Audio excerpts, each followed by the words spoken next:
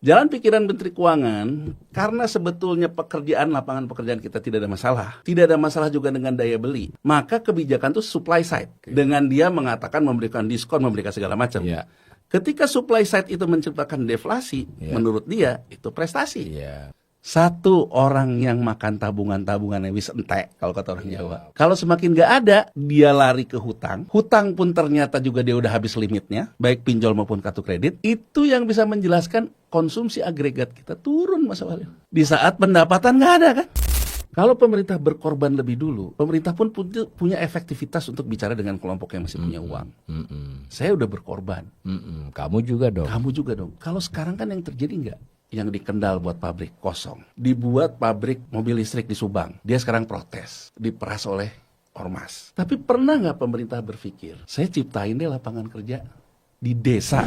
Jadi kalau kita jumlahkan, Mas, nilai transaksi pinjol, judol, plus satu lagi perdagangan anak dan prostitusi. Kalau kita jumlahkan, ini udah mau mendekati 5-10% GDP kita loh, Mas. Nggak kecil loh, Mas. Kita tidak punya struktur ekonomi yang kuat. Begitu mudahnya orang kehilangan pekerjaan. Bekerja pun tidak semudah itu orang meningkatkan upah. Bahkan ada istilah gini, Mas Alil, kerjanya cari kerja. Usahanya berusaha terus. Iya.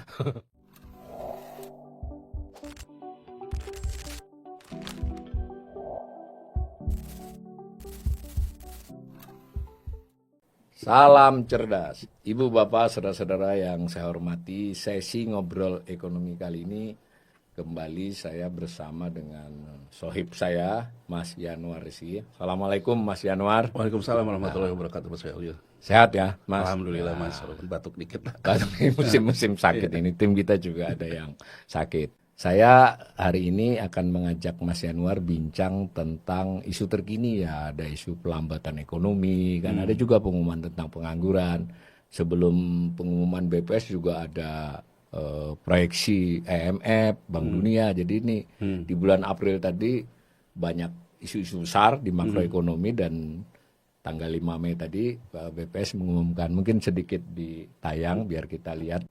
Ini saya kira saya ambilkan dari BPS buat pemirsa secara triwulanan min 0,98. Triwulanan artinya dari kuartal 1 dibandingkan kuartal 4. Sepintas kita lihat ya itu tertinggi selama 5 tahun terakhir ya. Tertinggi, terendah. Jadi kontraksi terendah. Jadi tidak usah dibesarkan juga bahwa semester 1 itu biasa kontraksi. Nah, kemudian secara tahunan 4,87. Nah, itu kan juga termasuk yang rendah kecuali pada saat Covid ya. Itu juga terendah. Sehingga wajar kalau ada yang proyeksikan ini untuk kalau sudah 4,87 di triwulan 1 itu sulit untuk 5%. Kira-kira begitu ya. Next. Nah, ini yang dari BPS juga konsumsi rumah tangga juga turun gitu ya, meskipun masih lebih tinggi dari 2022, tapi kan lebih rendah dari tahun kemarin. Kemudian ini yang agak luar biasa juga adalah investasi ya. Pembentukan modal tetap bruto buat para pemirsa. Ini pengertian investasi dalam perhitungan PDB. Kalau yang BKPM itu investasi dalam perhitungan yang berizin, yang diinformasikan oleh perusahaan dan direalisasikan. Jadi ini yang perhitungan ini luar biasa 2,12 meskipun di 2023 juga pernah. Tapi bagaimanapun turun kan. Next. Nah ini saya tampilkan 4 proyeksi ya. Pertama yang biru itu asumsi APBN. Banyak yang mungkin kurang tahu ya bahwa APBN itu ada nota keuangannya. APBN itu kan kayak angka-angka saja. Sebetulnya ada dasar pemikirannya yang tidak terpisahkan kalau berundang-undang, namanya nota keuangan. Di situ ada proyeksi midterm kan. Ini yang tertutup ini 5,2, berarti tahun 2025 menurut APBN 5,2. Nah seterusnya seperti itu biru. Dan yang lebih spektakuler lagi RPJMN karena harus mendukung visi misi presiden 8% di 2029. Tahun ini akan 5,3. Nah sementara IMF itu 4,65, World Bank 4,7 ya, ini dibulatkan sama ya. Nah IMF masih tahun depan 2026 juga masih 4,67. Nah kalau si Bank Dunia naik sedikit jadi 4,8. Intinya proyeksinya tidak menggembirakan. Next. Nah ini pada hari yang sama BPS mengumumkan pengangguran turun ya 4,76% dibandingkan, kalau membandingkan biasanya tuh dengan yang sama ya Februari dengan Februari Agustus dengan Agustus. Mengapa? Karena Sakernas Februari dan Agustus berbeda, terutama jumlah sampelnya. Yang Agustus itu sekitar 300.000 rumah tangga, yang ini 75.000. Jadi biasanya kalau ada angka pengangguran tahunan yang dipakai itu Agustus. Tapi bagaimanapun Februari kan bisa memberi indikasi. Nah itu 4,76 ini turun dari 4,82. Tetapi jumlah penganggurnya sebenarnya bertambah 8. Nah itu dari BPS. Jadi persentasi penganggur, tingkat pengangguran terbuka turun, tapi jumlah penganggur selama setahun bertambah. Kira-kira itu latar belakangnya. Tentu nanti sebagaimana biasanya kita harus kaitkan dengan, kan investasi bagaimanapun adalah pasar keuangan, pasar ini. Secara umum dulu Mas Yanur melihat perlambatan ekonomi yang, ya terus terang aja pemirsa, sejauh yang kita lihat dari media itu masih denial pemerintah ini. Nggak mengakui ada perlambatan. Ini bagus, tertinggi di kawasan. Nah tapi angkanya itu pelambatan. Dan yang lebih ngeri lagi adalah si IMF dan World Bank itu memproyeksikan kita turun kan 4,7. Nah Mas Yanur melihat ini bagaimana? Gini Mas Walil, kita kan harus lihat juga ya bahwa inflasi juga dibutuhkan untuk pertumbuhan ekonomi. Ya kan? Ya ini bagus nih. Kenapa Amerika Serikat waktu Trump yang pertama, dia pro terhadap kenaikan inflasi. Karena menurut Trump sejak dia kampanye, ini yang pertama nih, bukan Trump yang sekarang, sejak kampanye melawan Obama, menurut dia mengkritik Obama, lawannya Joe Biden ya. Bukan, yang pertama dulu lawannya ini Hillary Clinton. Nah, tapi dalam kampanyenya dia banyak menyerang Obama, sesama Demokrat dengan Hillary. Nah, ketika dia maju yang pertama, dia banyak mengkritik Obama. Karena menurut dia, Obama itu terlalu lama berada dalam zona inflasi rendah. Bahkan dia bilang, karena memaksakan inflasi yang rendah, mengakibatkan harga energi itu juga rendah, dan mengakibatkan pertama kali dalam sejarah di 2016 ya, Amerika Serikat mengalami defisit neraca migas. Ya. Jadi waktu itu Mas Awalil, kita flashback sedikit, kita tentu ingat di kita pun banyak terjadi PHK di sektor migas. Iya. Jadi kawan-kawan kita yang tadinya kerja begitu gemerlapan ya di Shell, di mana itu ya, yang perusahaan-perusahaan kontrak karya asing itu, mereka juga mengalami pengurangan tenaga kerja. Jadi dari hitungan itu Mas Awalil, ternyata dengan harga energi yang ditekan untuk inflasi rendah di Amerika Serikat, kalau di Amerika Serikat itu melakukan eksplorasi ya untuk menggali cadangan minyaknya, kan akan diketemukan yang namanya harga pokok minyak itu. Ya. Ya eksplorasinya, biaya segala macam, biaya modal segala macam. Nah, harga pokoknya sudah lebih rendah dari harga pasar. Sehingga kan kalau memproduksi malah buat rugi. Nah, kenapa defisit neraca migas Amerika Serikat terjadi di 2016? Karena sejak 2013 perusahaan-perusahaan migas di Amerika Serikat mengurangi produksinya. Karena kalau diproduksi pun rugi. Nah, ini kan berdampak kemana-mana nih. Bukan cadangan migas Amerika Serikat bukan hanya yang di dalam saja, termasuk yang di negara-negara lain yang mereka punya. Nah, menurut Trump ini mengakibatkan yang namanya pertumbuhan ekonomi tidak tercapai. Kalau pertumbuhan ekonomi tidak tercapai, bagaimana kita bisa menjamin yang namanya penciptaan lapangan kerja? Begitulah. Ya, logikanya begitu. Logikanya. Sehingga Trump mengatakan, kenapa sih kita ini tidak pro untuk meningkatkan inflasi? Kalau dilihat historisnya kan sebetulnya kan Amerika Serikat terkena tekanan waktu 2008. Sehingga dengan tekanan likuiditas segala macam mereka memang butuh inflasi rendah. Tapi menurut Trump itu terlalu lama. Terlalu lama. Sudah saatnya untuk normalisasi. Inflasi yang normal lah. Inflasi yang normal. Nah, makanya terutama mendorong harga energi. Makanya kalau kita kaitkan juga dengan eksekutif ordernya Trump yang kedua, dia kan kembali pro terhadap harga gas. Dengan dia mengatakan mencabut komitmen Amerika Serikat dalam insentif pembentukan energi alternatif. Gitu loh Mas Awal. Jadi terjalannya tapi arahnya adalah itu. Jadi sebelum Trump ini rame dengan Jeremy Powell yang gubernur The Fed yang terkait dengan Trump mau turun suku bunga Fed rate. Jeremy Powell bilang nggak bisa gitu ya. Bisa Itu kan inflasi nanti. bisa inflasi. Nah, sebetulnya sudah terjadi juga perdebatan walaupun tidak langsung. Jadi Jeremy Powell ini dalam testimoninya di Kongres dan di Senat mengatakan sebetulnya hubungan antara meningkatnya sektor migas di Amerika Serikat dengan penciptaan lapangan kerja itu sudah tidak linear, Mas Awalil. Alasan dia. Nah, jadi dia bilang sebetulnya kita pro terhadap kenaikan inflasi Ya. dengan menaikkan harga migas. Tidak akan berakibat.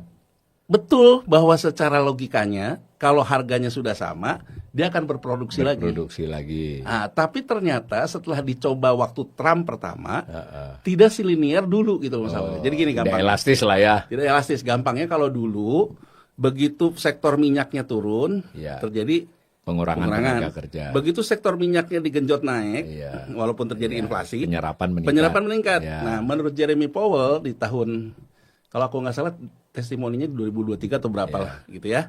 Nah, menurut dia waktu di Trump yang pertama, ketika harga gas dinaikin, harga minyak dinaikin, ternyata tidak linear terhadap penciptaan lapangan kerjanya.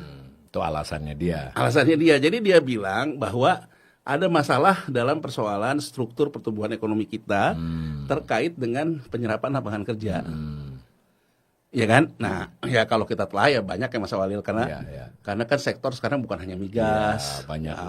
Banyak orang Amerika kerjanya di sektor lain dan sebagainya. Dan terutama kemajuan industri teknologi itu banyak merubah struktur ya. Banyak struktur, makanya kan kenapa kan Trump menjawabnya dengan mengatakan ya udah perang dagang aja, karena kan artinya bahwa penciptaan lapangan kerja itu ada di sektor-sektor non migas kan, tidak hanya di migas kan, sementara yang non migasnya sudah kebanyakan di Cina kan, itu kan cara berpikir dia. Nah, tapi dari kasus itu, ini saya ingin menggambarkan karena tadi Mas awalnya bilang di kita ini kan selalu denial ya. Iya. Gitu loh, bahkan kita juga seolah-olah kalau mengkritik ini tuh semua tuh nggak ada baik-baik saja. Jadi saya ingin membuka dalam obrolan kita perdebatan yang ada di Amerika Serikat. Perdebatan ini sebenarnya perdebatan politik ekonomi. Ya, relevan di Indonesia juga. Jadi artinya gini loh, kita jangan banyak pihak juga nggak paham Mas Walil. Politik ekonomi itu bukan mempolitisasi ekonomi. Tapi politik ekonomi itu kan bagaimana ekonomi, teorinya, kebijakan makronya dan sebagainya menjadi kebijakan politik negara. Dalam kebijakannya, itu yang namanya politik ekonomi. Jadi politik berbasiskan info, data, dan penalaran ekonomi kan. Betul. Begitu. Nah, sementara kalau kita denial, menyanggah fakta ekonomi, menyanggah bagaimana dialektika bisa terbuka gitu. Iya. Nah, jadi gini Mas Walil, aku kenapa ngambil contoh dialektika yang terjadi di Amerika Serikat, biar kita paham bahwa inflasi untuk level tertentu dibutuhkan untuk menciptakan juga lapangan kerja itu sendiri. Textbook juga sudah bilang begitu sejak dahulu. Makanya ketika kemarin kita deflasi selama beberapa bulan, banyak ekonom termasuk kita berdua mewarning pemerintah, ini bukan indikasi baik. Bukan indikasi baik. Sementara pemerintah mengatakan ini indikasi baik. Kenapa coba Mas Walil? Kita lihat, pemerintah selalu mengatakan di saat perang dagang semua negara sedang menghadapi hantu inflasi yang tinggi, kita deflasi. Dengan kata lain, pemerintah menyanggah fakta ini, mengatakan bahwa kita itu di saat harga global naik, kita malah bisa menurunkan. Memang begitu penjelasannya. Makanya Menteri Keuangan selalu mengatakan tidak ada masalah di sisi demand, permintaan, daya beli. Berarti kan dia menganggap bahwa supply-nya dengan Bapak pemerintah memberikan diskon harga listrik, memberikan segala macam itu, tidak ada masalah di demand. Makanya solusinya di supply. Sehingga kalau dia cara berpikirnya gini, berarti program supply-nya pemerintah berhasil karena deflasi. Kan gitu ya Mas Walil. Nah, kita berhasil menyediakan barang dan jasa makin banyak gitu. Jadi saya coba dulu pakai prinsipnya kita memahami dulu sebelum kita minta dipahami. Jadi saya ingin mengatakan saya coba memahami dulu jalan pikiran Menteri Keuangan. Ya kan Mas Walil? Jalan pikiran Menteri Keuangan, karena sebetulnya lapangan pekerjaan kita tidak ada masalah. Tidak ada masalah juga dengan daya beli. maka kebijakan itu supply side. Supply side, oke. Dengan dia mengatakan memberikan diskon, memberikan segala macam. Iya. Ketika supply side itu menciptakan deflasi, menurut dia itu prestasi. Iya. Sesuai harapan. Sesuai harapan. Tapi kembali lagi, kita kembalikan lagi ke teori. Bukankah ada angka tertentu, angka inflasi itu dibutuhkan juga untuk penciptaan lapangan kerja, Iya. krisis demand-nya. Iya. Nah, kita tidak pernah membahas, Mas Walil, sebetulnya di level inflasi berapa di kita, yang sebetulnya kita mencapai titik keseimbangan, Mas Walil. Iya, iya. Titik keseimbangan antara peningkatan upah, Iya. antara penciptaan lapangan kerja, Keuntungan demand-nya, perusahaan juga. keuntungan perusahaan. Kita kan nggak pernah bahas. Iya. Nah, saya ingin kembali lagi di Amerika Serikat, terlepas kita sebel lihat Amerika Serikat ini, Iya. tapi kita bisa banyak belajar dalam dialektika mereka. Amerika Serikat itu ketemu sebetulnya. Kalau inflasinya itu di 3 sekian, Iya. kemudian Fed rate-nya di angka 4,5, Iya. pertumbuhan ekonominya itu bisa menjaga dual mandatnya the Fed. Iya. Dalam artian apa? Mereka juga mencatat berapa kenaikan upah yang bisa diberikan oleh sektor tenaga kerja, baik yang farm sektor, sektor pertanian maupun non pertanian. Iya. Jadi angka 4,5 itu, Mas Walil, itu keseimbangan mereka. Di 4,5 yang namanya pemberi kerja, baik yang farm sektor non farm sektor, itu masih bisa memberikan peningkatan upah sesuai inflasi. Kemudian penyerapan lapangan kerja juga terjadi. Tapi kalau sudah di atas 4,5, yang sektor pemberi upah Iya. sudah tidak bisa lagi memberikan adjustment upah. Iya. Kalau sudah di atas 5,5, Iya. yang terjadi PHK di mereka. Iya. Makanya mereka waktu itu kenapa resesi, karena sudah sampai angka 9. Inflasi ya. Inflasinya sampai ke angka 9, makanya terus yang Fed rate naik segala macam itu. Nah, dia sebetulnya kenapa orang tuh sekarang melihatnya, kenapa sih Fed rate itu nggak turun? Karena dia sebetulnya sudah ada dalam titik keseimbangan, Mas Awalil. Iya, iya, iya. Jadi kalau kita lihat berdasarkan mandatnya the Fed itu kan saat ini mandatnya dalam hal adjustment upah, itu dalam posisi tren positif. Mandatnya dalam hal penciptaan lapangan kerja juga trennya positif. Dalam hal inflasi terkendali. Berarti inflasi dia udah sampai titik keseimbangan. Ya, Nah, kalau inflasinya sudah sampai titik keseimbangan, berarti kan tidak perlu lagi ada yang namanya Fed rate yang setinggi ini. Ya kan, Mas Awalil? Bisa diturunkan. Bisa diturunkan, tapi kan alasannya Gubernur the Fed karena proyeksi inflasinya akibat mendahului kurva nih ya, mencegah lah ya. Mencegah karena kebijakan Trump kemungkinan besar akan memicu inflasi. Iya. Dari situ, pernah nggak Mas Awalil kita seberbobot itu? Iya. Di badan anggaran kek, Iya. di mana kek ya gitu ya? Di Bank Indonesia di juga, Bank Indonesia artinya seberbobot. dokumen-dokumen yang kita bisa baca, alasan-alasan itu tidak pernah mengedepan. Seberbobot Apalagi itu di gitu. Kementerian Keuangan. Betul. Sehingga ketika kita mengatakan kita deflasi, itu bisa dibuktikan Iya. bahwa ternyata memang upahnya bisa mengikuti, memang dunia usahanya juga tidak terjadi. Nah, sekarang kita lihat Mas Awalil, di mana kita cara membaca makro ini. Tadi dari grafik Mas Awalil ada pembentukan modal tetap bersih, Ya. PMTB. Ya. PMTB-nya turun. Investasi itu. Nah, investasi turun.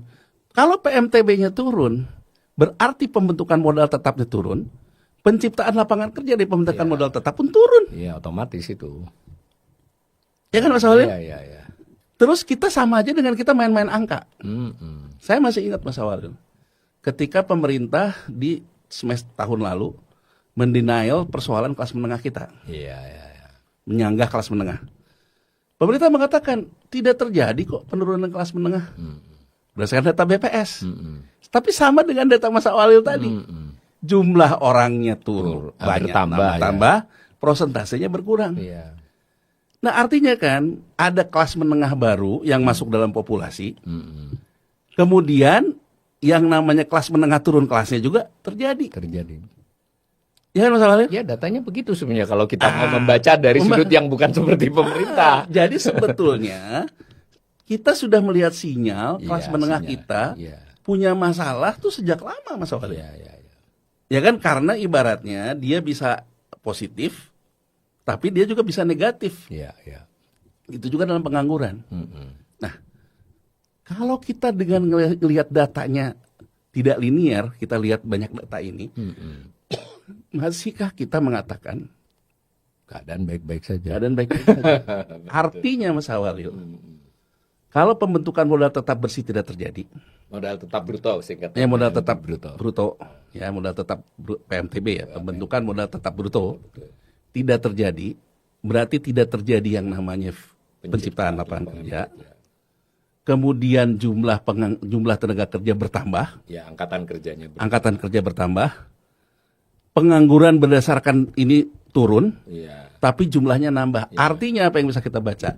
Orang yang dulu sudah kerja kena PHK, Iya. angkatan baru yang masuk ke dunia kerja hanya bisa diserap sedikit. Begitu cara kita bacanya. Iya. Jangan presentasinya Ah, saja. jadi maksud saya lebih baik kita bicara terbuka. Apa masalah kita? Iya. Dibandingkan kita otak-atik nyari angka yang sesuai dengan kita. Misalnya saya mau ambil contoh lagi Mas Awalil. Menteri Keuangan mengatakan di tengah gonjang-ganjing seperti ini, perekonomian kita begitu kuatnya karena konsumsi rumah tangga kita hanya terkoreksi sedikit. Iya, terkoreksi. Berarti kan konsumsi rumah kita masih tetap kuat menurut Iya. dia. Menurut saya Mas Awalil. Salah cara baca gitu. Tapi ya boleh jadi benar. Boleh jadi benar kan kalau kita berdebat Mas Awalil ya. Iya. Berdebat dalam dialektika ya. Kalau saya berpikirnya kayak gitu, berarti sebetulnya konsumsi rumah tangga kita turun segitu saja. Dampaknya terhadap penurunan pertumbuhan Iya. ekonomi kita sebesar ini. Sebesar itu. Terhadap kondisi ketenaga kerjaan sudah berpengaruh. Jadi artinya menurut saya kita itu penurunan konsumsi segini aja Mas Awalil. Iya, sudah. Dampaknya terhadap Iya, bagaimana kalau bulan-bulan mendatang gimana kalau terus menurun? berlangsung? Mungkin juga ada tambahan, jangan-jangan mereka konsumsi pakai tabungan. Nah, ini Mas Awalil. Coba kita lihat ya. Kita lihat, saya selalu ditanya sama banyak orang. Mana ada krisis, mall penuh. Orang mau beli mobil listrik ngantri. Orang mau konser ngantri. Habis. Gini loh, kita ada orang yang dalam posisi yang disebut dengan financial freedom lah. Iya kan? Financial freedom. Bebas Financial sudah freedom. soal keuangan dia. Financial freedom, coba kita lihat, kita buka medsos kita segala macam. Hampir semua selebriti, Iya. hampir segala macam. Dia mengatakan financial freedomnya dari mana? Dari investasi portofolio. Main saham, Iya. main segala macam. Bedakan investasi portofolio dengan investasi sektorial. Iya, PMTB tadi. Nah, PMTB tadi. Nah, kalau misalnya sekarang orang itu main dalam posisi tepat di saham, seperti kita udah bahas kemarin Mas Awalil. Bukan soal turun naiknya, Bukan tapi soal turun naiknya. menunggangi turun naiknya ya. Bayangkan Mas Awalil, misalnya saya Hmm. tahun ini bisa untung dari saya main saham, katakan aja 20%. Sementara kenaikan biaya saya, anggap aja inflasi pemerintah deh, 2%. 2%. Wah. Berarti saya punya 18% Iya. uang baru. Iya, iya. Yang bisa saya belanjakan. Bisa, bisa saya belanjakan. Artinya kan bahwa permainan inflasi yang mengakibatkan ekses likuiditas ke sektor keuangan Iya. menyebabkan ketimpangan yang tambah besar. Ya, ini kuncinya ketimpangan. Kalau sekarang pertanyaannya bahwa ya sudah, makanya kita bentuk yang namanya SPF gitu ya, agar nanti dibagi data. Kita kan nggak usah berandai-andai dulu, kita hadapi dulu ya apa yang terjadi sekarang. Nih Mas Awalil, coba kita lihat nih pengelola dana SWF kita yang terkait langsung dengan masyarakat. BPJS Ketenagakerjaan. Ya. Berapa BPJS Ketenagakerjaan memberikan return? Ya, selalu dikatakan di atas bunga deposito. Ya. Tapi sebetulnya kalau kita hitung angkanya mirip dengan angka yield sun kita. Ya. 7%. Ya, betul. Ya Mas Awalil? Betul, betul. Sementara kita melihat ada orang ngelola reksadana di Indonesia ini bisa kasih return sampai 9%. Ya. Ada yang bisa kasih return 15%. Ya. Itu dia kasih ya. Artinya dia dapat lebih dari itu.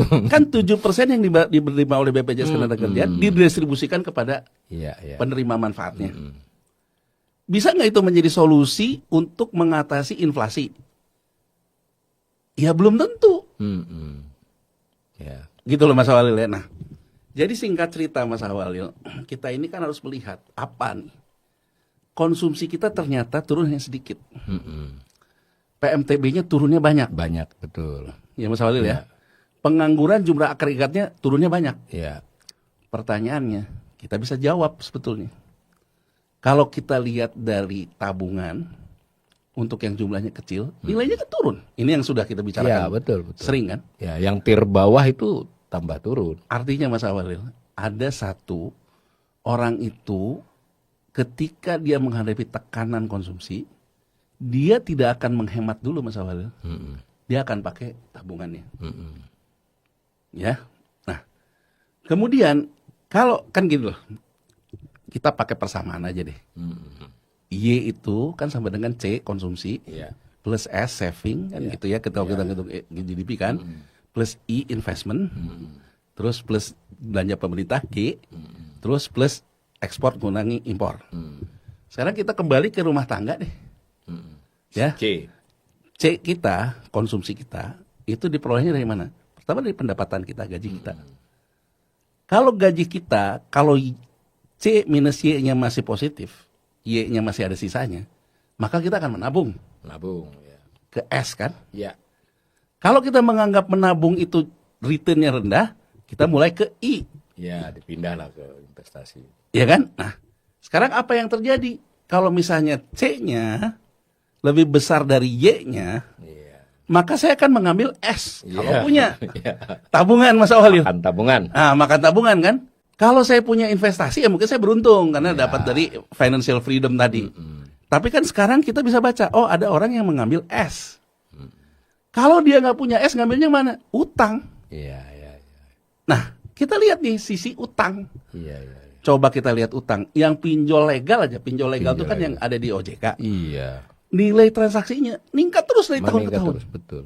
Nah, yang perlu dicatat Mas Awalil, sejak 2023, 2024, pinjol legal ini NPL-nya naik loh.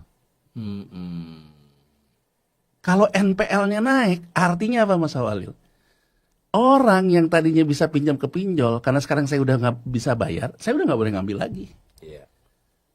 Ini yang bisa menjelaskan kenapa nilai konsumsi pun turun. Iya, iya, iya. Kemarin kenapa belum turun? Masih bisa di atas pinjol. Iya, iya, iya. Begitu pinjolnya sudah kena NPL, saya misalnya sudah nggak bisa lagi, oh Anda nggak bisa. Soalnya Anda yang kemarin aja belum. Artinya saya kan mengurangi konsumsi di tahun ini Mas Wali. Iya. Kelas kantoran yang punya kartu kredit, ya sama Mas Awalil. Data Asosiasi Penerbit Kartu Kredit, ya nilai transaksinya naik terus. Dan yang mengejutkan dari 2023, 2024 NPL-nya juga naik. NPL kartu kredit ya. Ya Mas. Jadi NPL yang rata-rata kartu kredit itu biasa di 1,8-an, udah ke 2,7, 2 kali lipat Mas. Nah artinya begitu saya misalnya tidak punya pekerjaan kemarin, saya masih bisa gesek kartu kredit untuk beli susu anak kayak segala macam. Begitu saya udah nggak bisa bayar pokoknya, maka saya udah nggak bisa pakai kartu kredit saya. Jadi dari ilustrasi ini saya ingin memberikan gambaran kenapa konsumsi kita turun. Satu orang yang makan tabungan-tabungan yang wis entek kalau kata orang Jawa, udah semakin nggak ada. Kalau semakin nggak ada, dia lari ke hutang. Hutang pun ternyata juga dia udah habis limitnya, baik pinjol maupun kartu kredit. Itu yang bisa menjelaskan konsumsi agregat kita turun Mas Walil. Di saat pendapatan nggak ada kan? Jadi maksud saya Dan terhubung juga dengan PMTB yang nggak bisa tumbuh. Karena kan nggak ada yang disisihkan untuk nggak ada. investasi. Nah, kan? kalau PMTB-nya nggak tumbuh, berarti kan memang Iya, iya. orang hidup dari saving, Iya, iya, iya. orang hidup dari hutang. Iya, iya, iya. Nah, jadi menurut saya, kalau kemarin 2024 kita masih bisa mengatakan nggak ada apa-apa, karena konsumsi kita masih oke. Nah ternyata sekarang kita tuh udah dikasih warning nih. Iya, sinyal satu Sinyal. triwulan ini bisa memburuk gitu. Bisa memburuk, berarti apa yang sudah terjadi dari kemarin itu tidak pernah kita benahi.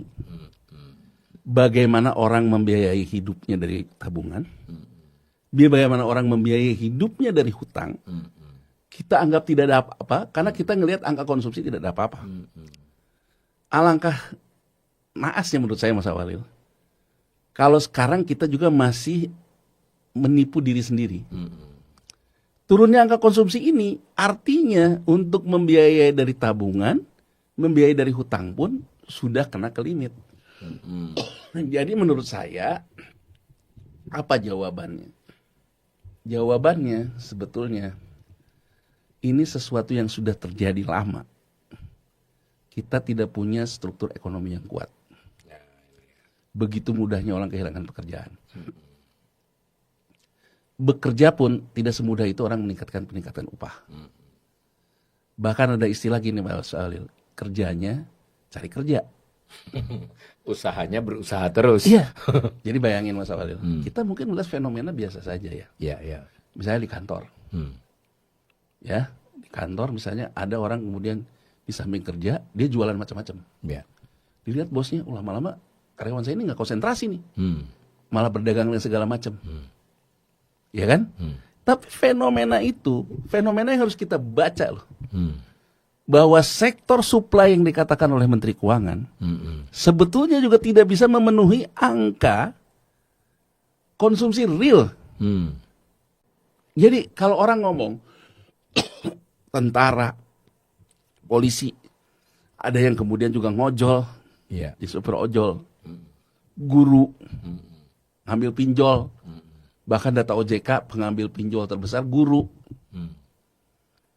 Ya Mas Walil ya. Iya, menarik. Ini kan sesuatu yang harus kita bahas. Karena ini menyangkut grassroots, menyangkut masyarakat kita kebanyakan. Kita kan harus bahas solusinya. Kalau solusinya bahwa mereka ingin bekerjanya berkualitas, guru kita harapkan memberikan kualitas pendidikan yang baik. Imbalannya ditingkatkan. Imbalannya ditingkatkan lah. Kalau gurunya sendiri dikejar-kejar sama rentenir, gimana dia bisa konsentrasi? Kalau orang di kantor lebih sibuk jualan pernak-pernik dibandingkan kerja, gimana mau produktif? Nah, Mas Awalil, selama ini hal ini tuh nggak begitu terasa tuh kenapa? Karena uang beredar kita ini masih ada, terutama di sektor pasar keuangan. Ini terasa begitu pasar keuangannya mulai menipis likuiditasnya. Yang di sektor yang paling atasnya mulai yang namanya nggak mau belanja. Jadi gini loh Mas Awalil, yang paling atas ngelihat kondisi kayak gini, boro-boro dia mau mikirin investasi, Malah mengamankan diri. Siap-siap pergi. Ya kan? Ya. Kalau yang ini kemudian tidak belanja, padahal dia yang punya kelebihan segala macam, maka yang tidak akan mendapatkan belanjanya kelas di bawahnya, kelas menengahnya. Kelas menengahnya. Kalau kelas menengahnya nggak dapat pendapatan dari belanja kelas di atasnya, kelas di bawahnya kena lagi. Tapi kenapa dalam 4-3 tahun terakhir ini tertutupi? Karena genjot bansos di bawah. Jadi di bawah digenjot bansos, jadi tidak terlalu terasa. Jadi ada bempernya lah ya. Ada bempernya. Begitu pemilunya selesai, penyakitnya mulai terasa kan. Oh, ternyata kok turun. Apalagi duit mulai kurang pemerintah. Mau belanja bagaimana. Nah, jadi maksud saya... Oh ya, tadi tidak kita tayang. Jadi konsumsi pemerintah itu kontraksi, Mas. Nah, dalam kontraksinya. Nah, itu Mas Awalil. Jadi kan orang selalu bilang ya, bahwa di tengah ekonomi yang melemah, pemerintah harus spending. Iya, Ekspansif. Nah, jadi kalau misalnya Presiden dalam sidang kabinet mengatakan bahwa transisi ini baik, ya kan? Kan Presiden mengatakan itu kemarin.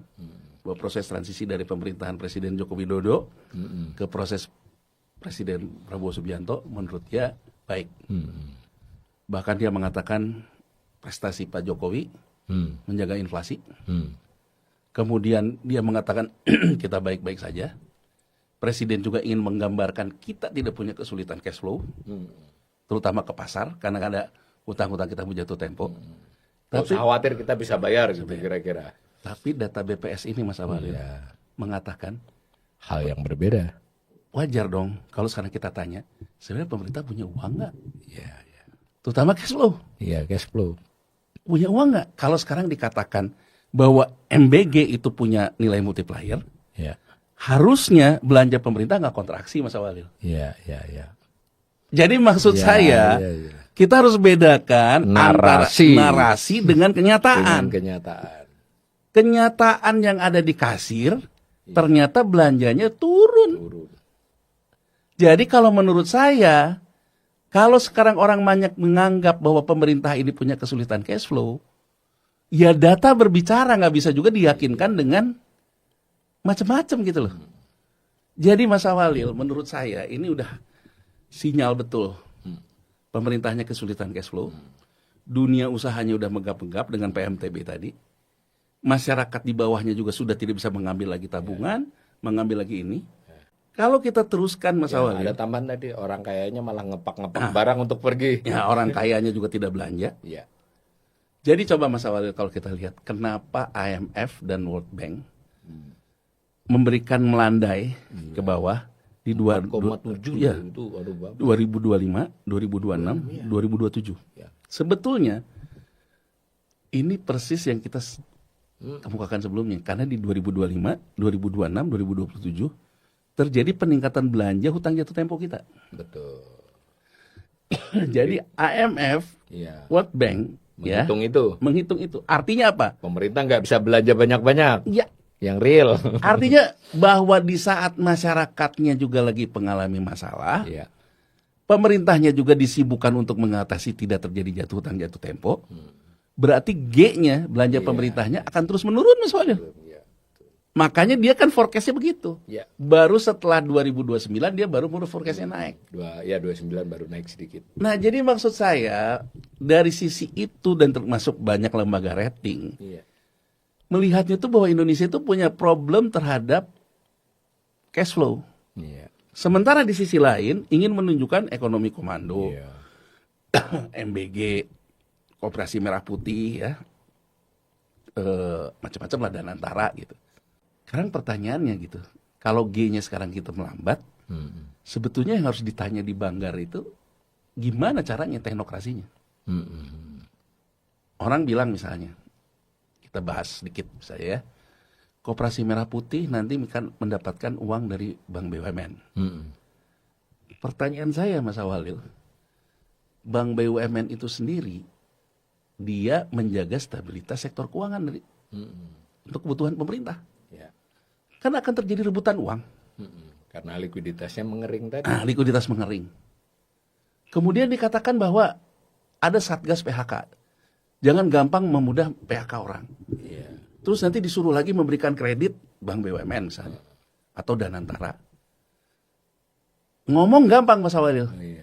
Tapi begitu kenyataannya, kita rebutan uang itu untuk stabilitas sektor keuangan. Rebutan dengan mengatasi persoalan di sektor real. Sama juga dengan kita melihat, pemerintah punya uang penerimaan pajak segini, tapi uang ini rebutan untuk pemerintah menjaga stabilitas sistem keuangan, Iya. agar hutangnya tidak jatuh tempo, dengan persoalan ekspansi fiskal. Iya. Iya. Nah, IMF sama Bank Dunia melihatnya, pemerintah tidak punya ruang ekspansi fiskal. Iya. Iya. Karena kebutuhan stabilitas sektor keuangan. Iya. Karena kalau tidak dijaga lebih buruk lagi. Nah, lebih buruk lagi, kecuali pemerintah mau lebih terus terang. Misalnya saja Presiden Prabowo memimpin restrukturisasi utang. Ya, kan kebanyakan nih surat utang komersil nih. Iya. Ke bondholder. Iya. Ya kan? Oh, karena kita dalam posisi. Tapi kan restrukturisasi utang harus disertai juga dengan pengakuan bangkrut.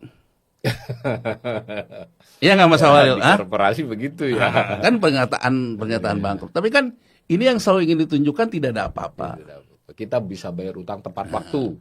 Itu Mas Awalil. Jadi kalau saya lihat Iya. pemerintah ya mungkin menurut saya gini loh Mas Awalil. Saya pernah nonton satu film ya. Ternyata orang yang tadinya kaya gitu Mas Awalil terdampar di satu pulau. Ada yang orang yang kaya sekali. Ada orang yang cuman anak buah kapal gitu kan. Ternyata di film itu digambarkan orang kalau dalam posisi susah sama-sama, ternyata dia punya solidaritas. Bisa kooperatif ya. Nah, jadi yang tadinya yang namanya Jaraknya jauh banget, akhirnya jaraknya jadi lebih baik. Saya ingin menggambarkan gini, inilah leadership Mas Awalil. Iya. Menurut saya, pemerintah, Menteri Keuangan, Presiden dan sebagainya, untuk apa kita mendenial masalah? Iya. Kan lebih baik kita bicara apa adanya dalam komunikasi yang terstruktur. Pemerintah menunjukkan Sense of crisis. sense of crisis, berkorban lebih dulu. Iya. Kalau pemerintah berkorban lebih dulu, pemerintah pun punya efektivitas untuk bicara dengan kelompok yang masih punya uang. Saya udah berkorban.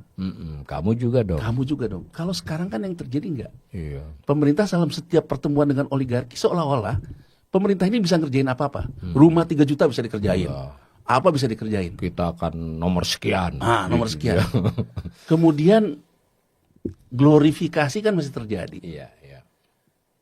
Ya kan? Nah, ini bukan persoalan yang selalu disanggah oleh presiden. Bukan persoalan kabinet ini besar atau kecil, tapi ini sense of crisis. Sense of crisis, iya. Sense of crisis yang memang harus ditunjukkan pemerintah, bahwa pemerintah menunjukkan sinyal krisis. Misal gini deh Pak Walil. Dulu kalau kita waktu masih remaja dulu kan, kita ingat kan, pernah ada Pak Harto bilang kencangkan ikat pinggang. Iya. Yang sampai karikatur Om Pasikom di Kompas, kencangkan ikat pinggang. Jadi itulah pemerintah Mas Walil. Menurut saya dengan kondisi kayak gini, pemerintah kan harusnya ngomong. Iya.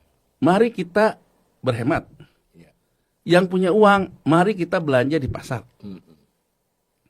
Nah untuk seperti itu pemerintah memulai duluan. Jadi artinya efisiensi yang dilakukan itu harus sesuai dengan narasi bahwa pemerintah ingin memperbaiki struktur ekonomi. Bukan sekedar memotong, tapi memperbaiki belanjanya, Ya. kan? Yang dipotong di mana, yang ditambahi di mana, itu harus dibaca oleh masyarakat, kan? Dan gini loh Mas Awil, jangan terlalu ambisi juga mengatasi persoalan yang sudah kronis, ingin diselesaikan hari ini. Dalam waktu cepat. Soal penciptaan lapangan kerja. Pidato yang dilakukan oleh Presiden Prabowo Subianto, satu sisi itu sesuatu yang harus kita apresiasi ya. Bahwa baru pertama kali kita ada presiden ikut merayakan Hari Buruh. Ya. Terlepas bahwa apakah itu hanya kebutuhan politik, seremoni, atau benar-benar dari hati bahwa kita memang sudah menjadi kelompok politik yang memang mengutamakan suara buruh. Itu kan dua hal yang berbeda. Ya kita nggak usah bahas itunya lah. Tapi apa yang dikatakan presiden selama di hari May Day itu? Outsourcing dia ingin segera dihapuskan. Memenuhi tuntutan. Memenuhi tuntutan buruh. Upah ingin sejahtera. Membentuk Satgas PHK. Satgas PHK. Dengan kata lain PHK menjadi tidak lebih mudah. Iya. Ya. Ya. Saya ingin mengatakan gini Mas Awalil. Kalau pendekatannya kayak gini, ya, dunia usaha ingin melakukan PHK Iya. dalam posisi dia sendiri, dalam posisi tertekan. Dia dipaksa untuk tidak melakukan PHK. Solusinya apa? Kalau kita lihat era Great Depression di Amerika Serikat, solusinya orang-orang ini kemudian jadi bekerja ke pemerintah, Mas Awalil. Di era Great Depression di Amerika Serikat, di New Deal, orang-orang ini karena kena PHK, kemudian kerjalah untuk di proyek pemerintah dalam hal membentuk bendungan irigasi yang nantinya ditujukan untuk land reformnya Amerika Serikat. Walaupun kalau kita lihat di era New Deal, Roosevelt juga tidak dikritik juga dari sisi perburuhan, karena dia dianggap membayar di bawah undang-undang perburuhan dan itu bekerja ke pemerintah. Tapi tidak jadi pengangguran. Nah, tapi poin saya, kita konkret saja. Ya. Apakah kalau pengusaha kemudian mem-PHK akan dipenjara? Terus kalau dia dipenjara, kalau memang dia sudah nggak ada uangnya, apakah juga pekerja itu akan tetap bekerja? Iya. Satu sisi, Presiden Prabowo juga memberikan, setelah memberikan madunya, dia juga memberikan tangan kirinya yang racunnya. Dia bilang, tapi saya tetap berharap para buruh juga realistis.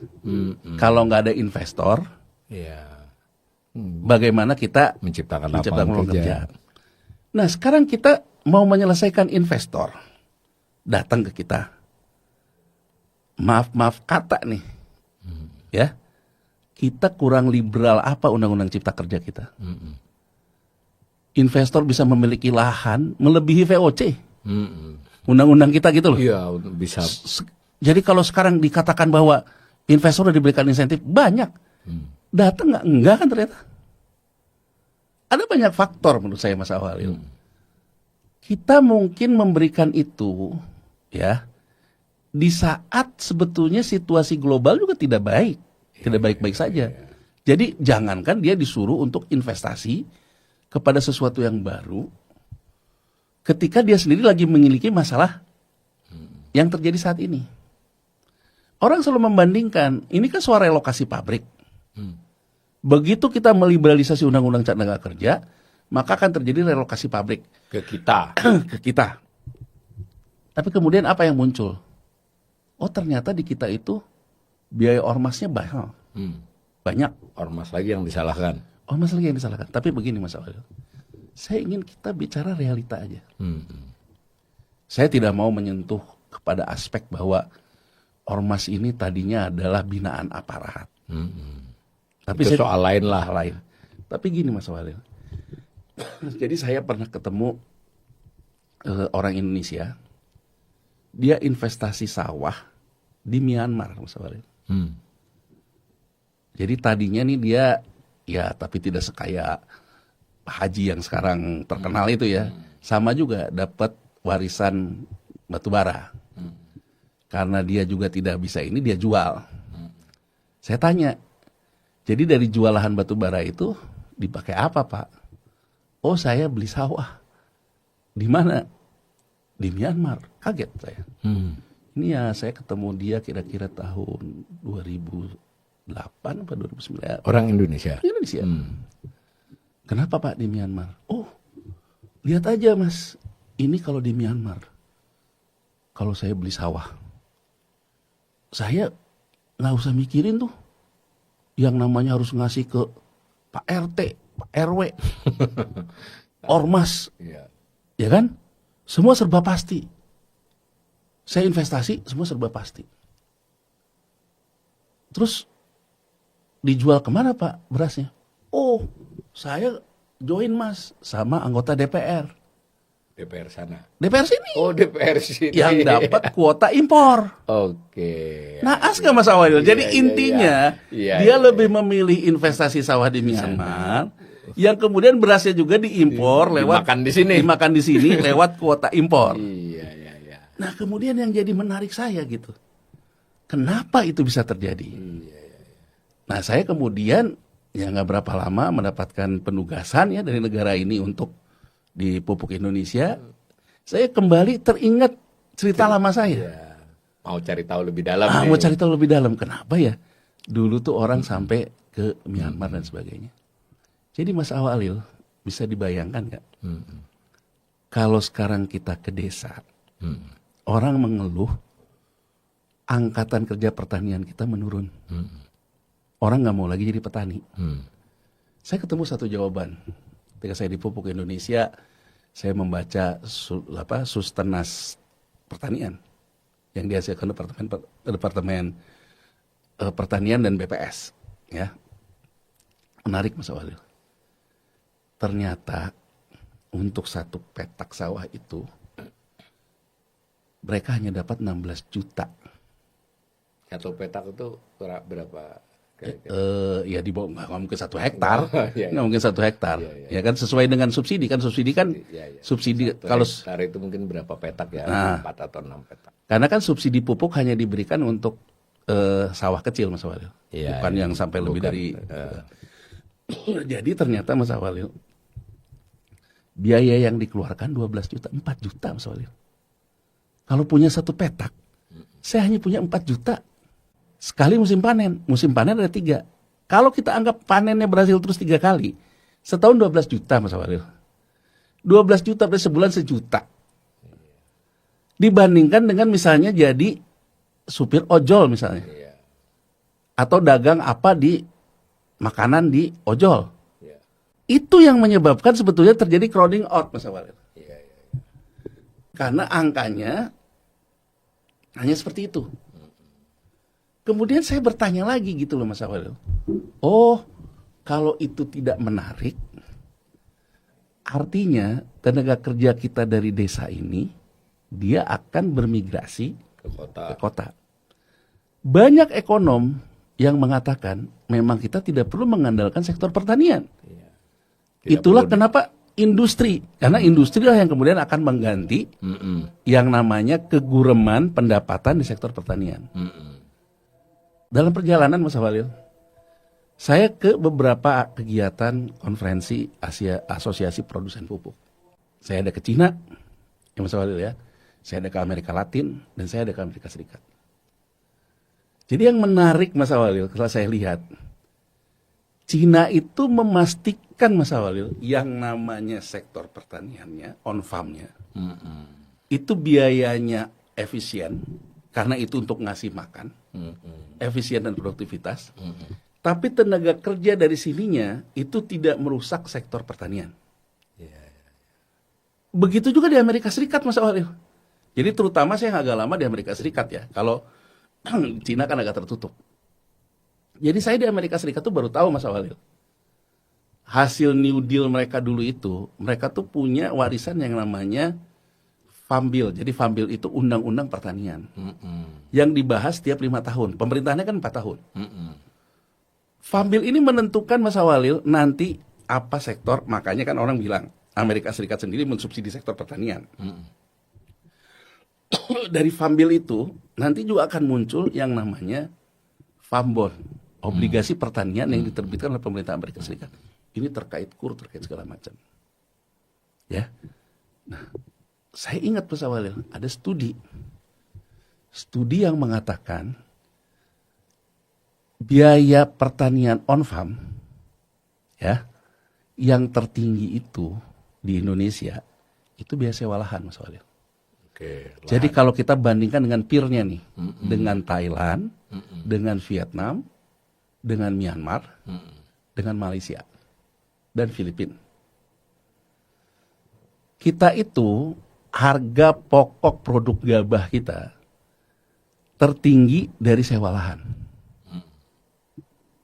Ya. karena terlalu sempit mungkin rata-ratanya. Enggak juga. Jadi gini, setelah saya pelajari Mas Walil, terjadilah alih fungsi lahan.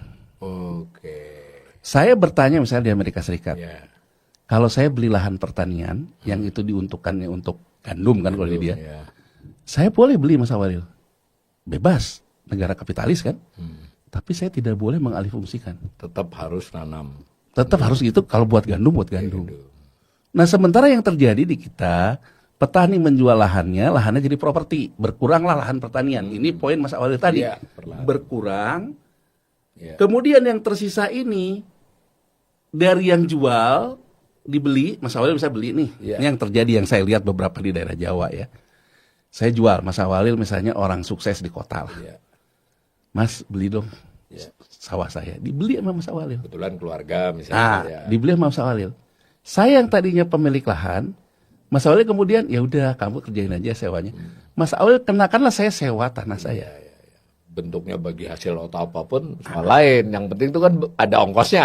Jadi artinya kepemilikan lahan petani tidak ada.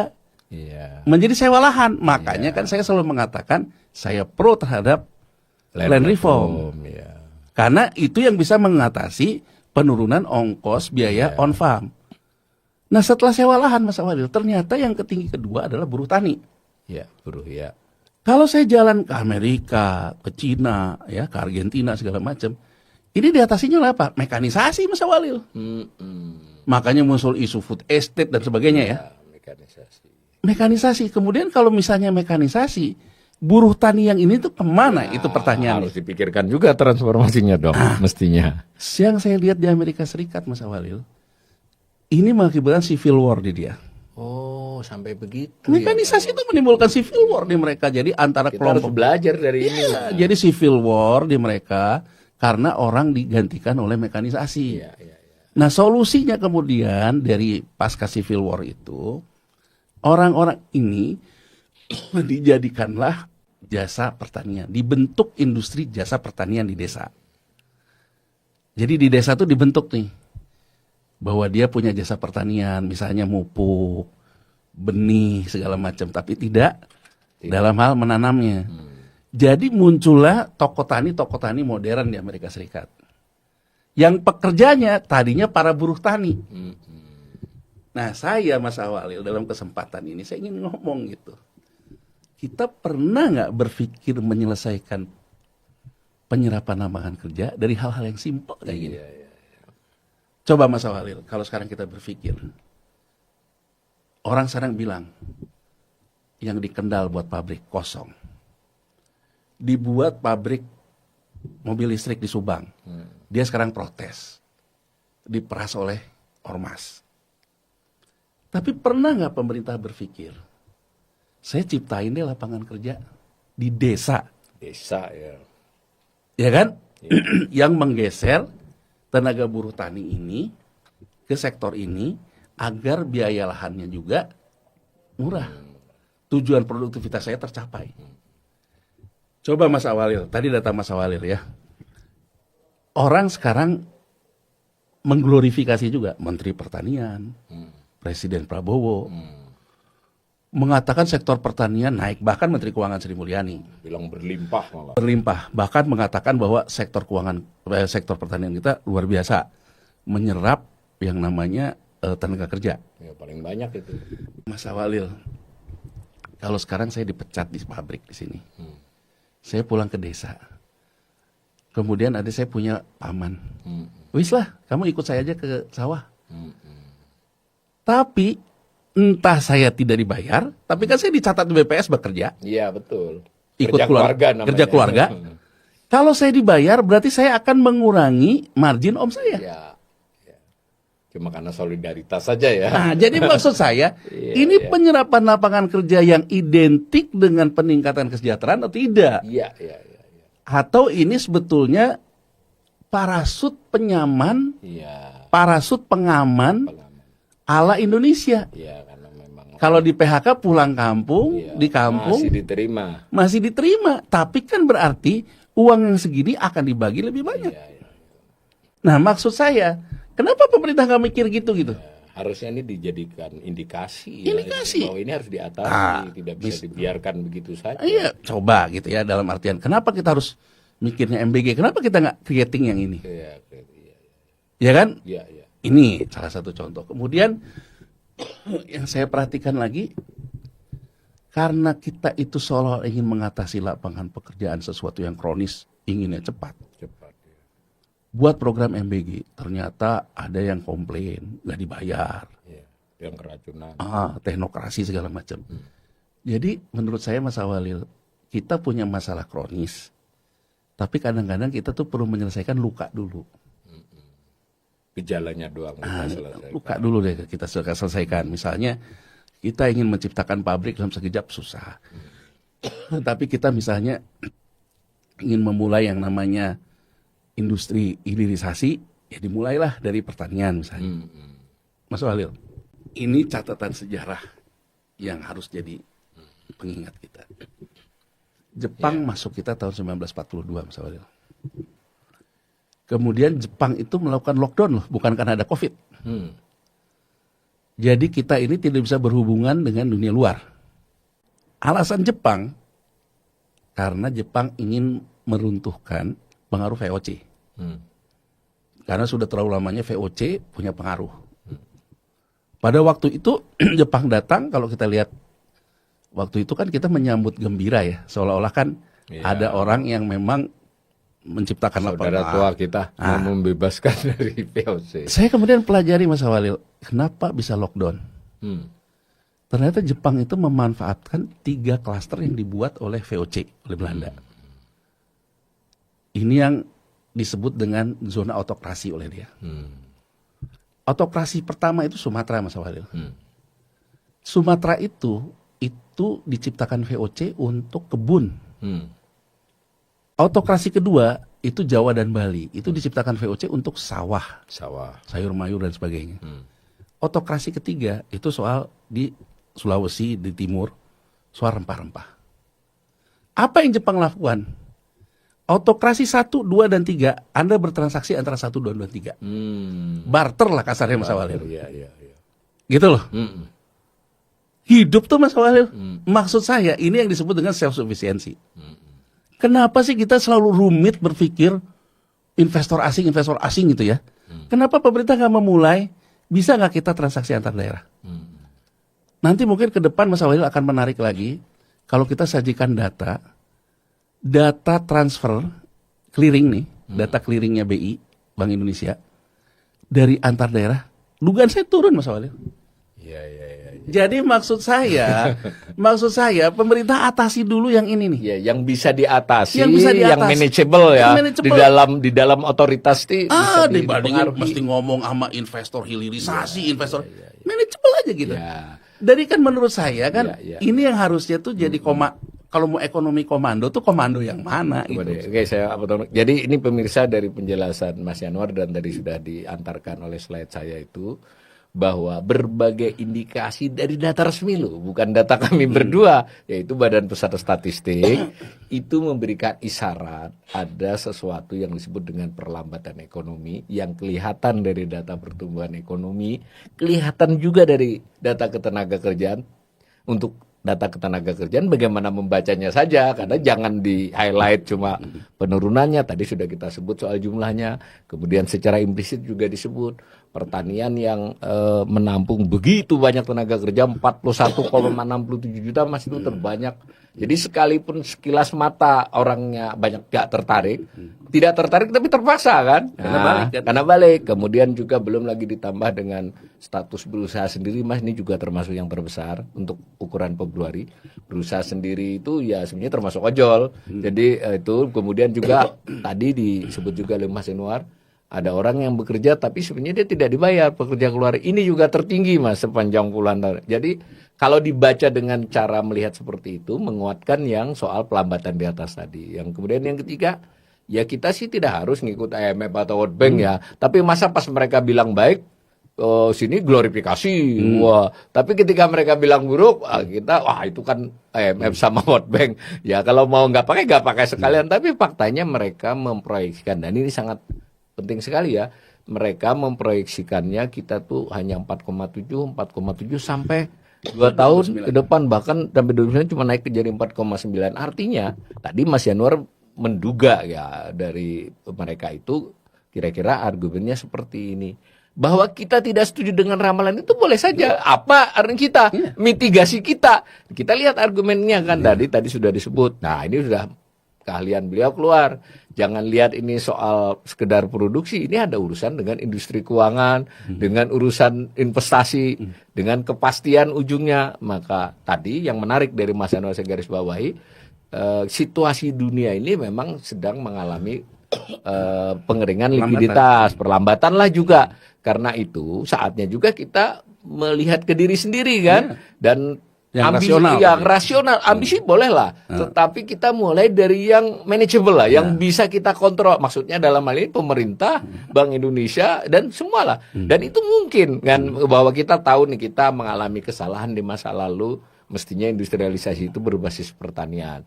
Kita mungkin menjadikan itu guidance lagi, tetapi untuk jangka pendeknya sebutlah 1-2 tahun ini masih bisa manageable. Mas tadi sudah disebut-sebut juga Jepang tuh ternyata memberikan pengalaman bagus juga kan. Artinya ini daripada buka karpet merah, ya silahkan mencari modal asing, itu juga penting. Begitu juga kita nggak usah mengeluh-ngeluhkan terlalu berlebihan soal perang dagang. Ini kita negara dengan penduduk 285 juta, daerah yang begitu luas, nyaris seluruh komoditas dunia itu kita produksi.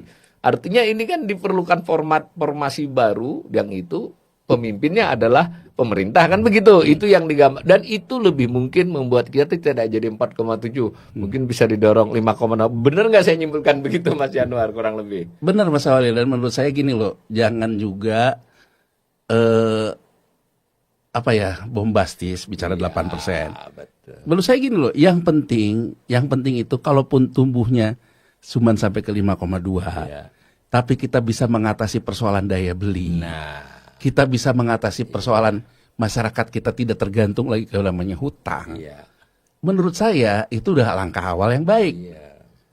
Dibandingkan misalnya memaksakan 8%, tapi ketimpangan kita nambah, Mas Awalil. Iya, betul, betul. Ini juga penting loh. Jadi maksud saya kualitas pertumbuhan ekonomi 5 dengan 7 belum tentu bagus yang 7 kan. Belum tentu. Kalau kualitas yang 7-nya itu buruk. iya, kalau misalnya 8% bisa kita picu, tapi kita menjual semua lahan sumber daya alam kita. Menjual sebagian BUMN juga. Menjual sebagian BUMN. Sampai 8%-nya. Iya. Tapi malah membuat penyakit kronis kita sama kronis. Iya, iya, Jadi menurut saya saatnya kita tuh membangun dialektika yang dewasa lah. iya. Ya kan, dialektika yang dewasa. Dan gini loh Mas Awalil. Pada akhirnya kuncinya apa? Trust kan, percaya. Iya. Misalnya Mas Awalil gitu.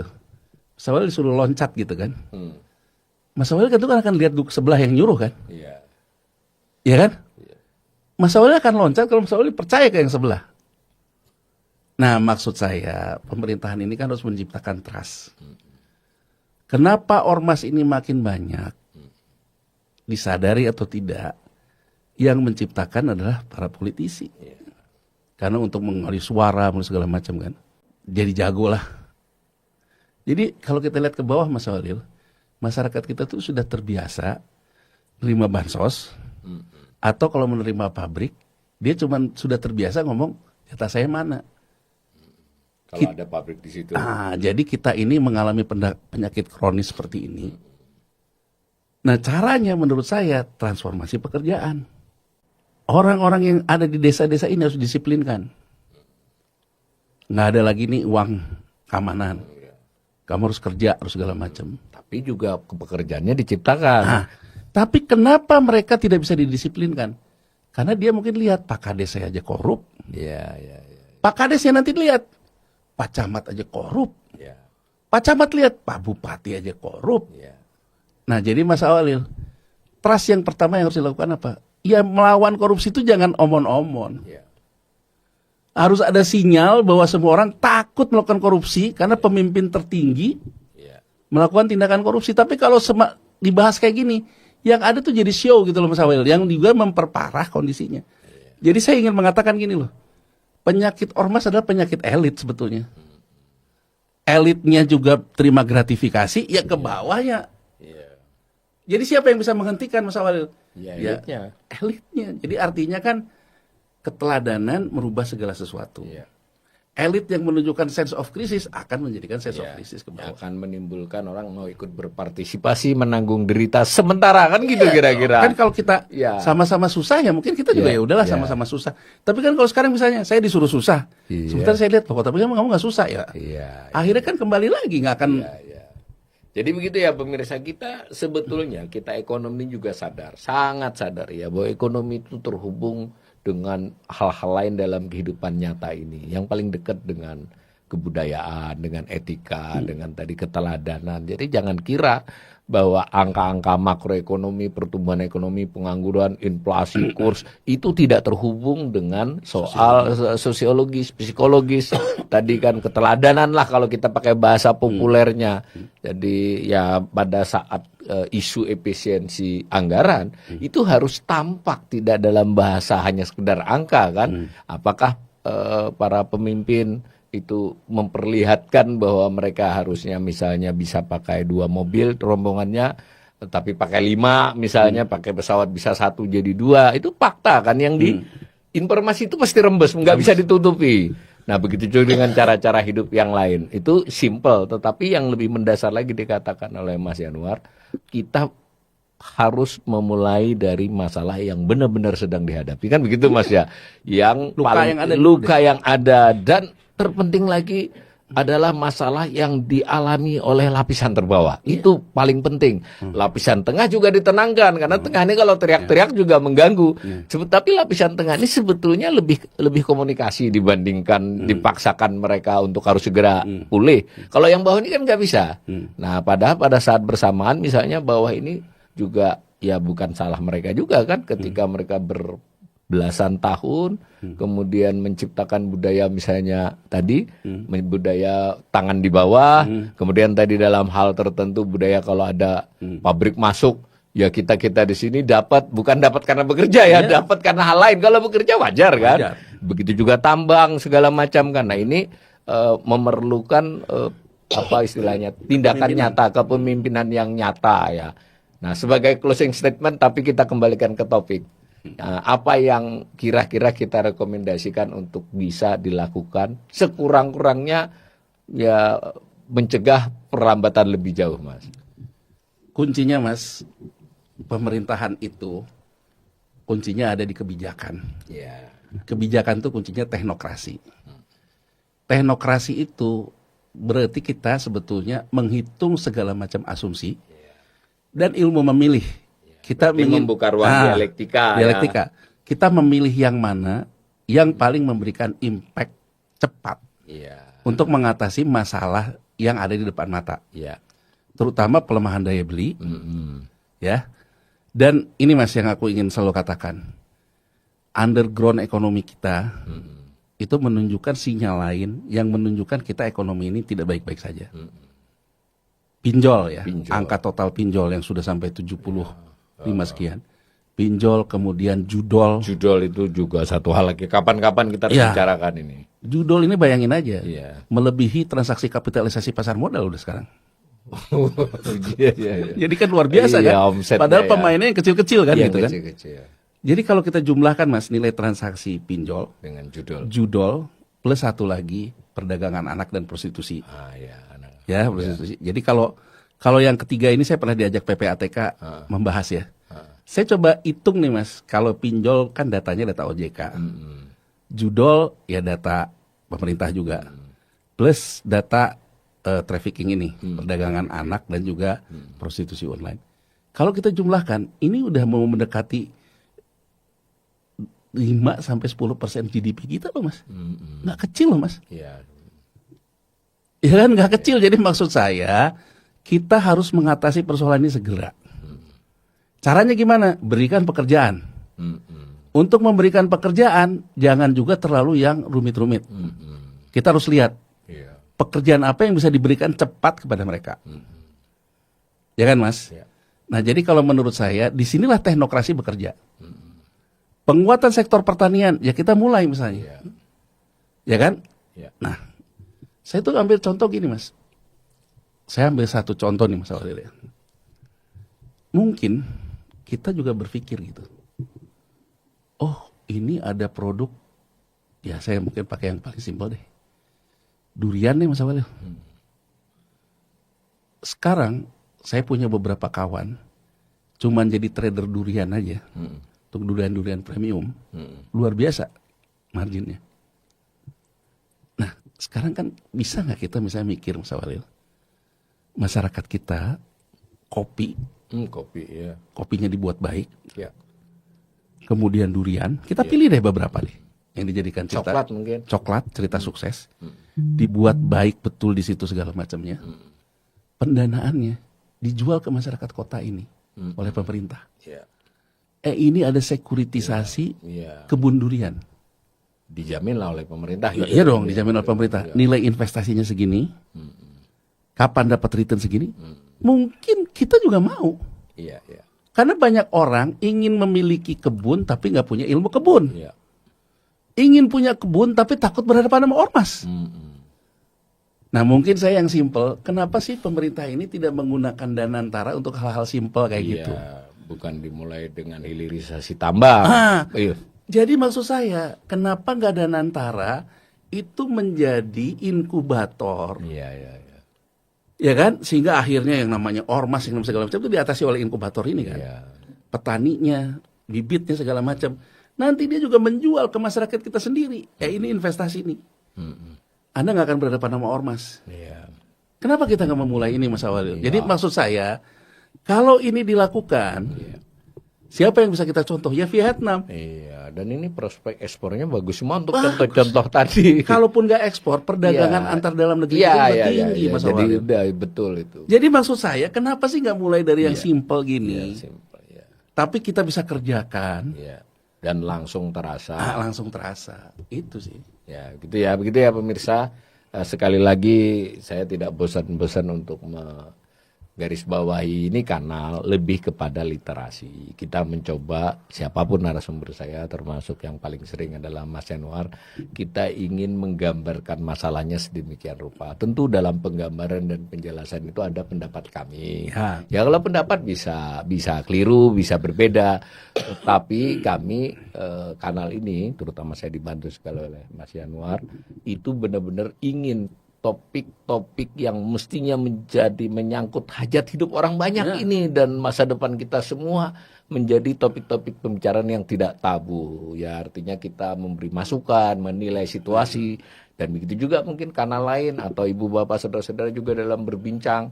Makanya di kanal ini juga ada istilah rumpi ekonomi supaya budaya rumpi itu tidak salah. Tinggal yang dirumpikan apa gitu. Jangan merumpikan saya menang judol misalnya. Nah, mudah-mudahan bermanfaat buat semua, sampai berjumpa kembali di lain kesempatan. Siap.